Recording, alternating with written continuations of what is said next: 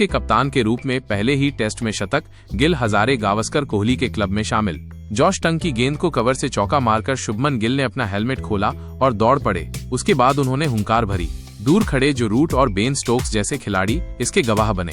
जिस इंग्लैंड की धरती पर उन्होंने पहले 4 टेस्ट में केवल 88 रन बनाए थे, वहीं कप्तान के रूप में अपनी पहली पारी में उन्होंने शतक जड़ दिया। भारत के कप्तान ने अपना दबदबा दिखाया। 140 गेंदों में शतक बनाकर उन्होंने ये साबित कर दिया कि वो सामने से नेतृत्व करना चाहते हैं।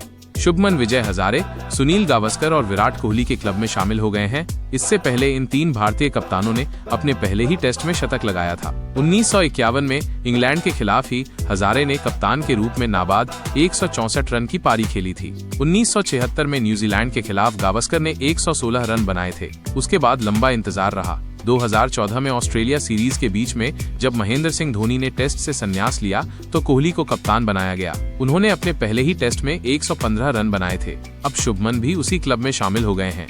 हेडिंग्ले में उतरने से पहले शुभमन ने कहा था कि रोहित शर्मा और विराट कोहली के न होने से कोई चिंता नहीं है, वे जीतेंगे, लेकिन जीतने के लिए अच्छा खेलना होगा। वही शुक्रवार को देखने को मिला।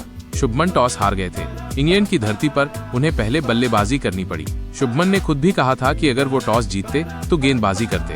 हालांकि टॉस हारना शायद वरदान साबित हुआ। पहले 1 घंटे के बाद गेंदबाज कुछ खास नहीं कर पाए। गेंद स्विंग हुई, कुछ गेंदें बल्ले से सटकर निकली, लेकिन अंग्रेज गेंदबाज लगातार बल्लेबाजों को परेशानी में नहीं डाल पाए।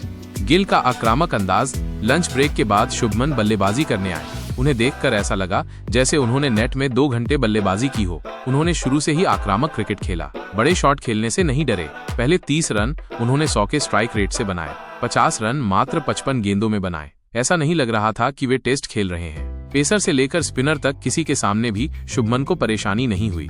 अर्धशतक के बाद भी शुभमन ने रनों की गति धीमी नहीं की। उन्हें रोकने के लिए अंग्रेज गेंदबाजों ने एक योजना बनाई थी। उन्होंने लेग साइड में 6 फील्डर रखकर लगातार शरीर को निशाना बनाकर शॉर्ट गेंदें फेंकी। फिर भी शुभमन को रोका नहीं जा सका। कभी पुल शॉट से फाइन लेग के ऊपर से छक्का मारा तो कभी मिड ऑन से पुल मारा और कभी लेग साइड में हटकर कवर से चौका मारा।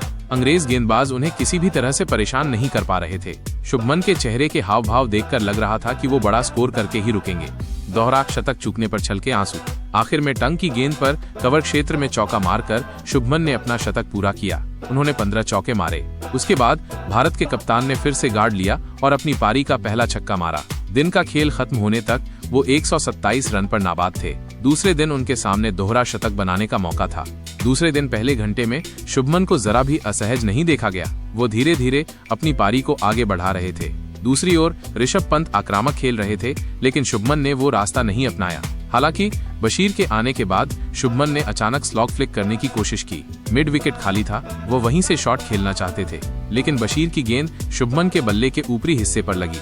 नतीजतन शॉट में उतनी ताकत नहीं थी। डीप स्क्वायर लेग पर जॉश टंग ने कैच लपक लिया। शुभमन के पवेलियन लौटने पर पूरा स्टेडियम उठकर तालियां बजाने लगा। ड्रेसिंग रूम में बैठे उनके साथी खिलाड़ियों ने भी खड़े होकर तालियां बजाई। बाउंड्री के पास कैमरामैन शुभमन के जज्बात कैद करने की कोशिश कर रहे थे। तभी भारत के कप्तान की आंखों में आंसू दिखाई दिए। रोहित शर्मा से कप्तानी की बागडोर संभालने के बाद से ही शुभमन पर दबाव था। उन्होंने पहली ही पारी में उस दबाव को खत्म कर दिया।